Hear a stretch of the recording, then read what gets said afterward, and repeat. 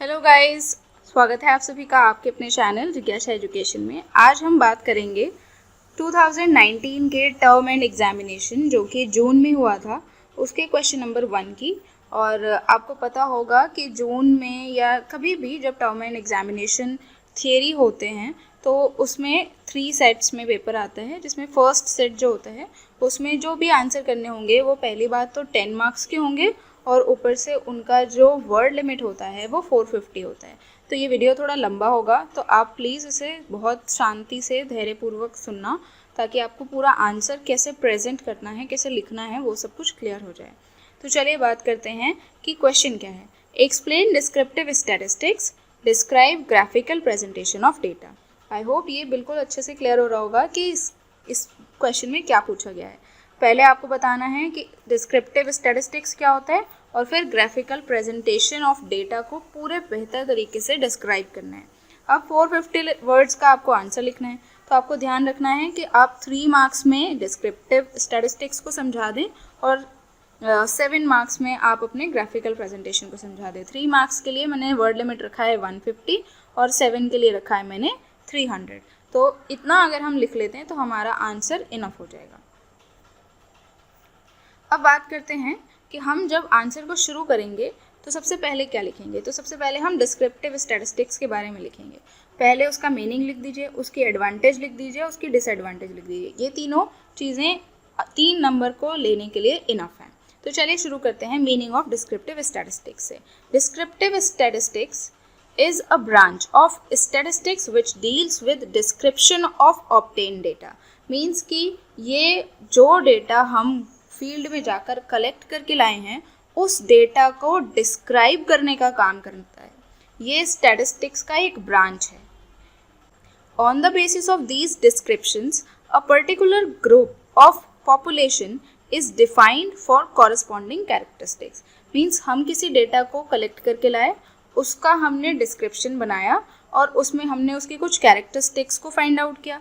उन्हीं कैरेक्टरिस्टिक्स के बेसिस पे हम उस पूरी पॉपुलेशन यानी उस पूरे डेटा को जनरलाइज कर देते हैं, उसे डिफाइन कर देते हैं।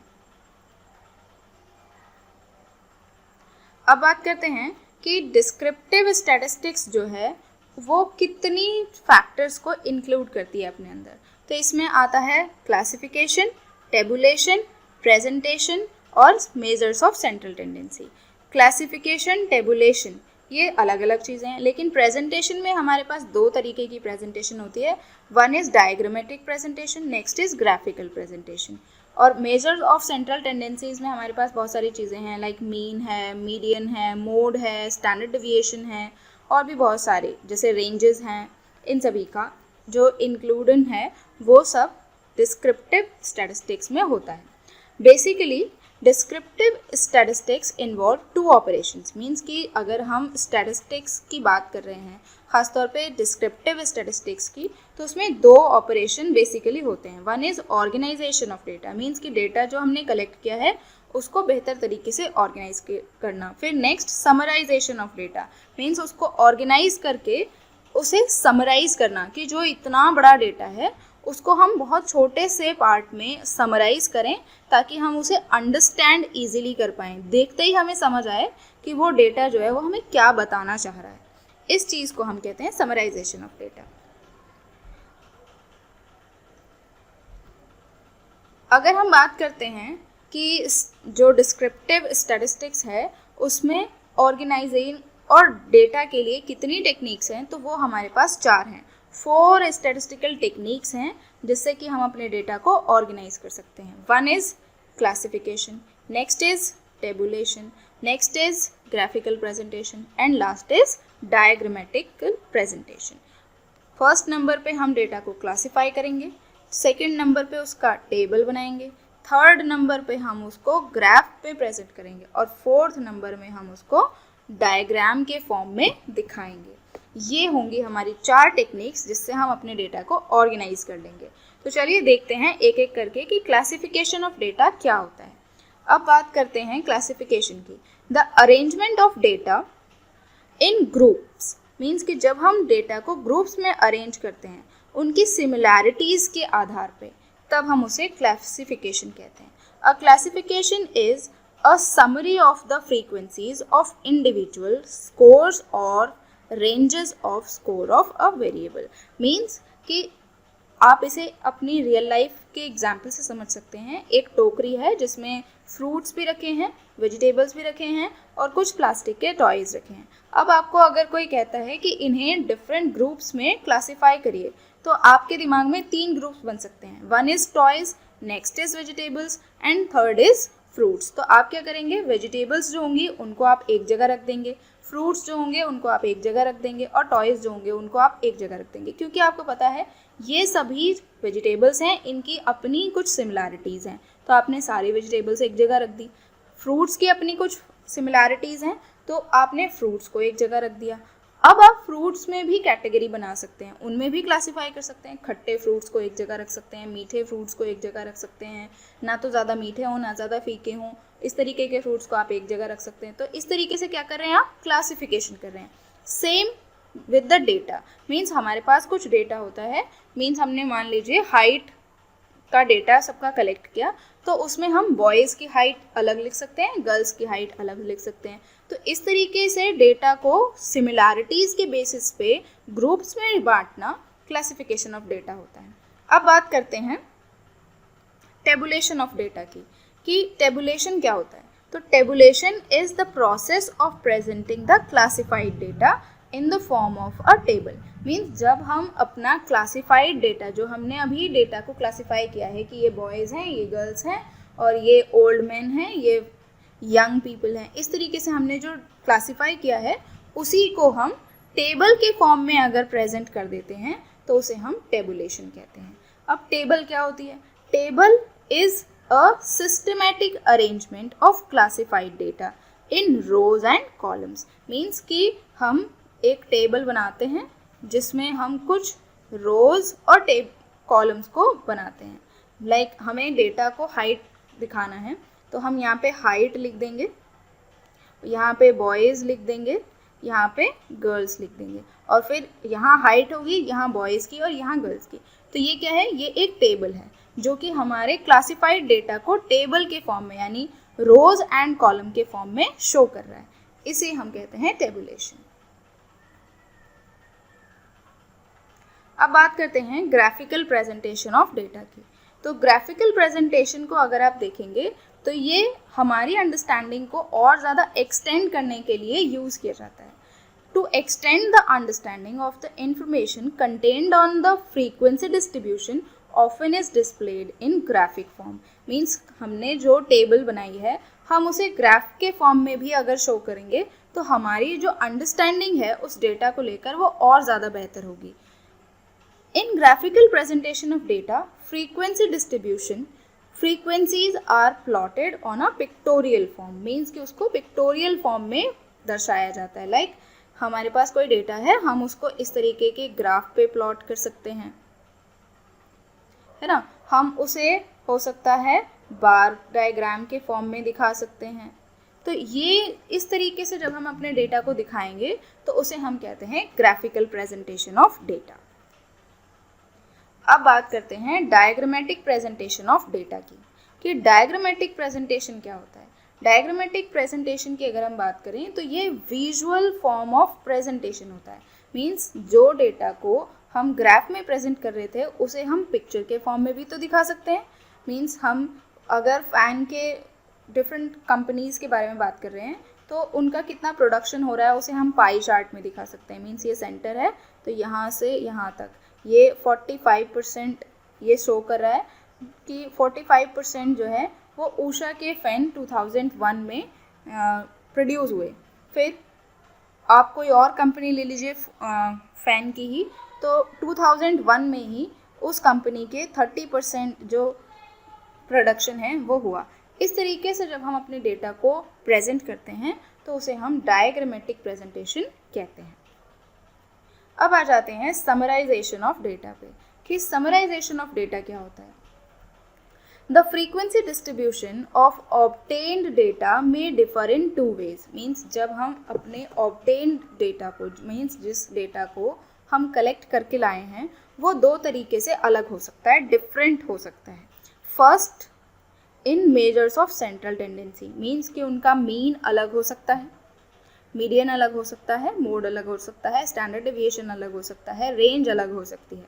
दूसरा, second, in the extent to which scores are spread over the central value, both type of differences are the component of summary statistics.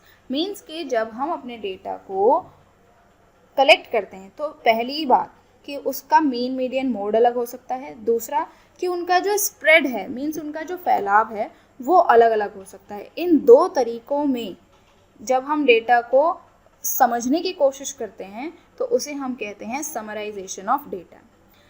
ये तो हो गया आपका 3 मार्क्स का आंसर, जिसमें कि हमें डिस्क्रिप्टिव स्टैटिस्टिक्स के बारे में समझाना था कि वो क्या है। अब हम अपने 7 मार्क्स के आंसर की तरफ चलेंगे, जो कि है describe the graphical presentation of data. तो ग्राफिकल प्रेजेंटेशन ऑफ डेटा को समझने के लिए हम मीनिंग से स्टार्ट करते हैं, क्योंकि ये 7 मार्क्स में आएगा तो हमें ये 300 वर्ड्स में लिखना होगा। तो 300 वर्ड्स हमारे लिए बहुत ज़्यादा हो जाएंगे, राइटिंग स्पीड हमारी अच्छी होनी चाहिए। फिर भी चलिए शुरू करते हैं समझना। Graphical presentation of data. Graphic presentation is another way of analysing numerical data. Means जब हम अपने न्यूमेरिकल डेटा को एनालाइज करना चाहते हैं इन अ वन साइड, मीन्स एक बार देखें और हमें समझ आ जाए, तब हम उसे ग्राफिकल प्रेजेंटेशन कहेंगे। A graph is a sort of chart through which statistical data are represented in the form of line or curves drawn across the coordinate points plotted on its surface। Means कि graph जो होता है वो एक तरीके का chart होता है जो कि हमारे डेटा को लाइंस या कर्व्स के फॉर्म में प्रेजेंट करता है। उसके कुछ कोऑर्डिनेटेड पॉइंट्स होते हैं और वो एक प्लेन सरफेस पर दिखाया जाता है। अब बात ये है कि वाई ग्राफ को बनाया ही क्यों जाए, क्यों बनाएं हम ग्राफ। तो इससे पता चलता है कि what is the importance of graphic presentation. Means कि ग्राफिक प्रेजेंटेशन का इम्पॉर्टेंस क्या है।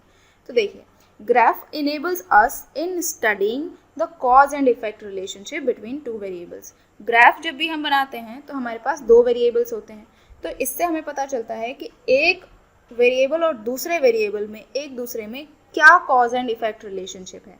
मीन्स एक चीज़ बढ़ती है, दूसरी चीज़ घट रही है, तो वो क्यों हो रही है, ये चीज़ को जानने के लिए हमें हेल्प करता है ग्राफिक प्रेजेंटेशन। अब दूसरा है, graphic presentation helps to measure the extent of change in one variable when another variable changes by a certain amount।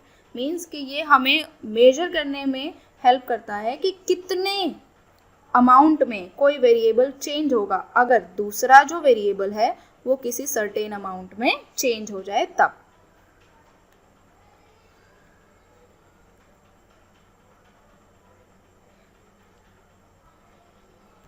Third इसका जो इम्पोर्टेंस है वो है कि ये आई कैची होता है। मीन्स ज़्यादा से ज़्यादा लोग जल्दी से समझने की कोशिश करते हैं। Next is easy to understand होता है। मीन्स कि हमें एक बहुत बड़े टेबल को पढ़ना या फिर एक बहुत बड़े कलेक्टेड डेटा को पढ़ना, उसे समझना मुश्किल होगा, लेकिन अगर हम उसे ग्राफ के फॉर्म में प्रेजेंट कर देते हैं तो हमें ईजिली पता चल जाता है कि एवरेज पीपल जो हैं वो कितने हैं और एवरेज से कम कितने हैं, एवरेज से ज़्यादा कितने हैं। तो ये इजी टू अंडरस्टैंड होता है, इसलिए भी हम ग्राफ को बनाते हैं। ये सारी इम्पॉर्टेंस हैं एक ग्राफ को बनाने की। अब कुछ प्रिंसिपल्स होते हैं जो कि ग्राफिक प्रेजेंटेशन को बनाते समय हमें ध्यान रखने होते हैं, तो चलिए उनके बारे में बात करते हैं। ये आप यहाँ पर एक पिक्चर देख रहे हैं, ये आपको दिखा रहा है कि ये एक लाइन है और ये एक लाइन है। ये जो खड़ी वाली लाइन है, इस लाइन को कहते हैं हम वाई एक्सिस या फिर ऑर्डिनेट। और ये जो हमारी हॉरिजॉन्टल लाइन है, जो हमारी पड़ी लाइन है, इसको हम कहते हैं एक्स एक्सिस या फिर एब्सिसा। इसमें आप जितना ऊपर जाएंगे, जितनी ज़्यादा आप ऊपर जाते रहेंगे, वैल्यू आपकी पॉजिटिव होती रहेगी। अब ये जो पॉइंट है ये आपका 0 का पॉइंट है। मीन्स कि ना तो यहाँ पर कोई चीज़ पॉजिटिव है ना ही कोई नेगेटिव है। अब इससे नीचे अगर आप जाएंगे, मीन्स 0 से नीचे अगर आप जाएंगे तो आपको वैल्यूज़ नेगेटिव मिलेंगी, जबकि आप जितना ऊपर जाएंगे आपको वैल्यूज़ पॉजिटिव मिलेंगी, नीचे जाने पर नेगेटिव मिलेंगी। सेम विद कि जैसे जैसे आप राइट साइड में जाएंगे आपको वैल्यू पॉजिटिव मिलेगी, जैसे जैसे आप लेफ़्ट साइड मूव करेंगे वैल्यूज़ नेगेटिव मिलेंगी। यही एक बेसिक कॉन्सेप्ट है ग्राफ को प्लॉट करने का। इसको हम थ्योरी फॉर्म में भी समझ सकते हैं। फर्स्ट स्टेप में आप देखेंगे एक ग्राफ में there are two axis called coordinate axis, means कि ये जो दो एक्सिस आपको दिखाई दे रहे हैं इन्हें हम कोऑर्डिनेटेड एक्सिस कहते हैं। Next is one is vertical known as Y axis, means जो वर्टिकल वाला पार्ट है उसे हम क्या कहते हैं, वाई एक्सिस कहते हैं। ये जो आप देख रहे हैं ये वाई एक्सिस कहते हैं। और जो आपका हॉरिजॉन्टल है उसे हम एब्सिसा यानी एक्स एक्सिस कहते हैं। तो जो आपका हॉरिजॉन्टल है उसे हम एब्सिसा या फिर एक्स एक्सिस कहते हैं।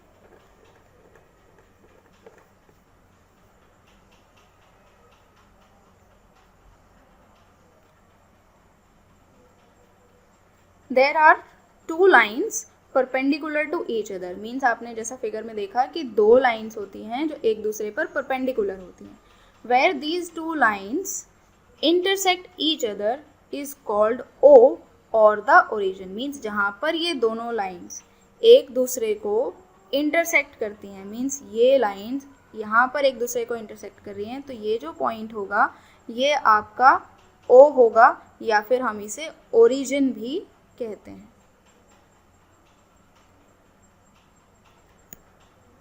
अब on X axis the distance right to the origin, means origin से राइट साइड में जैसे जैसे आप जाएंगे वैल्यू जो है वो पॉजिटिव होंगी, and the distance left to the origin are negative values, और जैसे आप लेफ्ट जाएंगे तो वैल्यूज जो हैं वो नेगेटिव होंगी।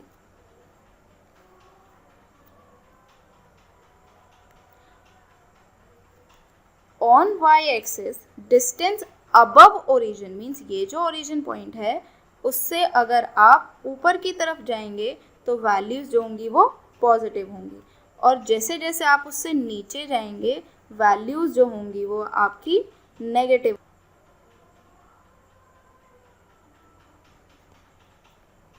जैसे जैसे आप वाई एक्सिस के डिस्टेंस में ऊपर की तरफ चलेंगे, मीन्स जैसे कि आपके पास ये एक ग्राफ है तो इसमें जैसे जैसे आप ऊपर जाएंगे वैल्यूज़ पॉजिटिव होंगी, जैसे जैसे आप नीचे आएंगे वैल्यूज़ नेगेटिव होती जाएंगी। तो ये भी एक बेस है जब हम ग्राफ को प्लॉट करते हैं, हमें पता होना चाहिए।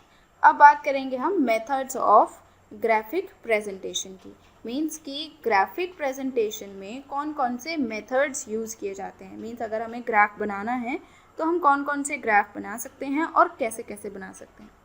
Like different kind of frequency distribution, there are many kinds of graph too. जितने ज़्यादा frequency distribution होंगे उतने ही तरीके के हम ग्राफ भी प्लॉट कर सकते हैं। Which enhance the scientific understanding of the reader, जो कि रीड करने वाला पर्सन है उसकी साइंटिफिक जो अंडरस्टैंडिंग है डेटा के बारे में उसको बढ़ाती है। The commonly used graphs are histogram, frequency polygon, frequency curve and cumulative frequency curve. Means अगर हमें ग्राफिक प्रेजेंटेशन बनाना है तो हम चार तरीके के जो कर्व्स हैं या ग्राफ्स हैं उनको बनाएंगे। शुरू करते हैं।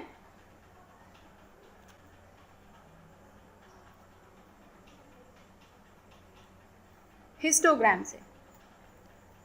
It is one of the most popular method for presenting continuous frequency distribution in a form of graph. Means histogram जो होता है वो actually continuous frequency में होता है। ये हमेशा आपको इस तरीके का दिखाई देगा, मीन्स आपने यहाँ से डेटा शुरू किया, अब ये डेटा नेक्स्ट जो होगा वो इससे, मीन्स ये चिपका हुआ आपको दिखाई देगा क्योंकि ये continuous frequency से ही बनाया जा सकता है। इस तरीके का दिखता है हिस्टोग्राम।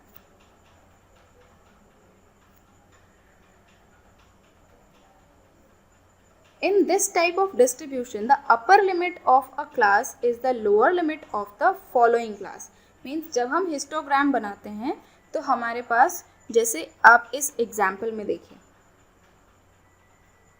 आप यहाँ देखिए, ये जो टेबल है आपके पास, तो आप यहाँ देखेंगे 5 जो है, यहाँ 0 जो है वो लोअर लिमिट है, 5 जो है वो हायर लिमिट है। तो ये जो हायर लिमिट है वो नेक्स्ट जो आपका फ्रीक्वेंसी डिस्ट्रीब्यूशन का क्लास इंटरवल है उसका लोअर लिमिट है। मींस हायर लिमिट नेक्स्ट वाले का लोअर लिमिट होता है। जब हमारे पास ऐसी टेबल होगी तब हम हिस्टोग्राम प्लॉट करेंगे। तो आप यहाँ देख सकते हैं हिस्टोग्राम जो है वो इस तरीके का दिखाई देता है कि आपने 0 से 5 लिया, तो 0 से 5 आप यहाँ देख रहे हैं, 5 से 10 आप यहाँ देख रहे हैं। तो आप ये देखेंगे कि ये सभी जो डेटा आपको दिख रहा है, ये सभी जो बार्स दिख रहे हैं, ये जो हैं उन्हें बार्स कहते हैं। ये सारे आपस में मिले हुए, चिपके हुए दिखाई देते हैं, इसे हम हिस्टोग्राम कहते हैं। The histogram consist of series of rectangle.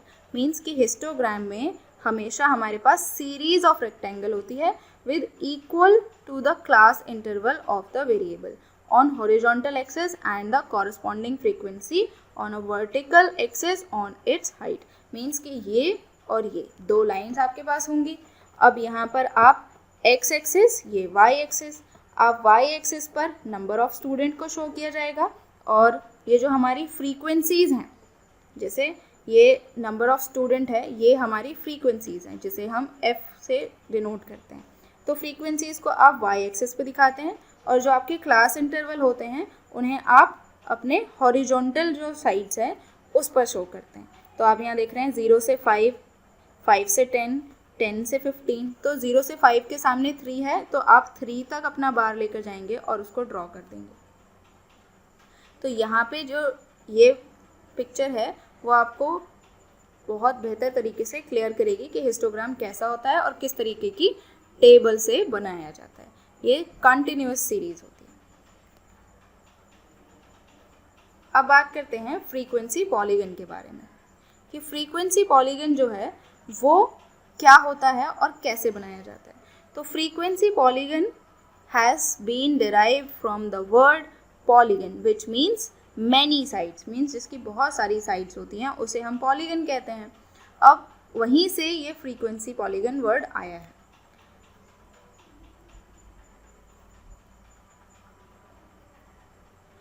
A frequency polygon is obtained from a histogram। Means frequency polygon को बनाने के लिए हमारे पास हिस्टोग्राम बना हुआ होना चाहिए। हम उसके मिड पॉइंट्स को फाइंड आउट करते हैं, जैसे कि इसमें ये है, इसमें यहाँ है, इसमें यहाँ पर है, इसमें यहाँ पर है, इसमें यहाँ पर है, इसमें यहाँ पर है। इसके मिड पॉइंट्स को हम फाइंड आउट करते हैं और मिड पॉइंट्स को ही आपस में फिर हम ऐसे इस तरीके से जोड़ देते हैं। तो जो ये हमारे पास कर्व बनता है उसे हम फ्रीक्वेंसी पॉलीगन के नाम से जानते हैं। तो आप यहाँ देख रहे हैं, by joining the mid point of histogram of the top of the various rectangle with the help of straight lines as shown in the figure is known as the frequency polygon. Means कि हम पहले एक histogram को draw करेंगे, यानी कि इसमें भी हम कॉन्टिन्यूअस सीरीज को ही यूज कर सकते हैं। Next is frequency polygon, next is frequency curve. अब हम फ्रीक्वेंसी कर्व के बारे में जानेंगे। तो जैसा कि आप यहाँ देख रहे हैं, ये देखने में कुछ इस तरीके का दिखाई देगा। A frequency curve is a smooth free hand curve drawn through the frequency polygon. Means आप एक हिस्टोग्राम बनाइए, हिस्टोग्राम से उसका मिड पॉइंट्स को फाइंड आउट कर लीजिए। मिड पॉइंट फाइंड आउट किया आपने, इसका यहाँ, इसका यहाँ, इसका स्ट्रेट लाइन से बनाया, तब तो ये फ्रीक्वेंसी पॉलीगन होगा। लेकिन आपने ये जो फ्री स्ट्रेट लाइन ना बनाकर फ्रीली आपने ऐसे ड्रॉ कर दिया, तो उसे हम कहेंगे फ्रीक्वेंसी कर्व। मीन्स कि फ्रीक्वेंसी पॉलीगन को अगर हम फ्रीली ड्रॉ कर दें तो उसे ही फ्रीक्वेंसी कर्व कहेंगे। The objective of smoothing the frequency polygon is to eliminate as far as possible the random functions that are present in data. Means हम इसमें बहुत ज़्यादा जो हमारे रैंडम पॉसिबिलिटीज़ की जो फ्लक्चुएशन होती है उसको दूर करने के लिए किया जाता है।